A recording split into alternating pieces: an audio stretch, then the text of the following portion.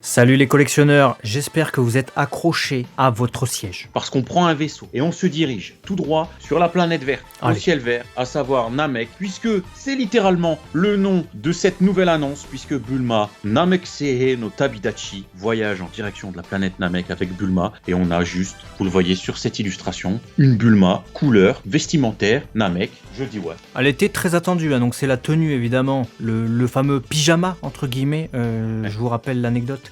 Qu'elle enfile, la tenue en fait spatiale qu'elle enfile pour aller sur la planète Namek. Et donc elle était très attendue parce que c'est vrai que des figurines de personnages féminins dans cette gamme des SH Figuarts, on resitue, gamme de figurines articulées de Bandai, il y en a pas énormément pour le moment. Et je pense que cette Bulma est peut-être un pas en avant pour en voir fleurir davantage. J'espère, parce qu'en plus quand on voit les propositions qui sont faites, à savoir avoir le Dragon Radar, la Dragon Ball qui paraît énorme, tu vois en plus à côté de Bulma, donc ça fait très Namek. Mais surtout, le chapeau. C'est quoi ce chapeau? C'est ça, ça reprend l'illustration. Et alors ça c'est génial parce que s'il y a le chapeau, pourquoi il n'y aurait pas la casquette pour Krillin à un moment donné? Exactement. Il y a même le sac Ikea. Je rigole.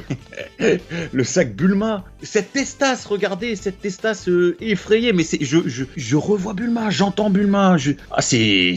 D'ailleurs pour moi c'est ça le point positif, hein, c'est les accessoires et l'expression du visage, car je dois vous avouer que pour la révélation de cette figurine, je suis pas 100% convaincu par le corps par contre. Les bras, l'articulation du buste également, je les trouve encore un peu trop voyantes pour un personnage qui est en plus très couvert, tu vois, ses tenues pourraient cacher un peu. Je trouve que ces articulations en fait ressortent. C'est pas très logique pour moi, donc j'aime la proposition du visage, j'aime la proposition des accessoires, je suis content qu'ils continuent sur cette gamme à proposer en plus des persos féminins, en plus de l'originalité, et en plus à chaque fois associé avec une Dragon Ball, donc là ce sera les persos de la planète Namek, on a compris. Mais le corps pour moi je suis pas 100% convaincu. Je te rejoins, c'est pour ça qu'il va falloir malgré tout trouver l'une des poses qui va cacher le plus possible les articulations. Je pense à cette image où elle est totalement deg et elle a les deux mains recroquevillées sur sa poitrine, un peu de profil, de trois quarts. Ça cache un petit peu la démarcation que tu as soulignée au niveau du buste. On voit celle du coude, certes, mais certains plans sont peut-être plus beaux dans ta vitrine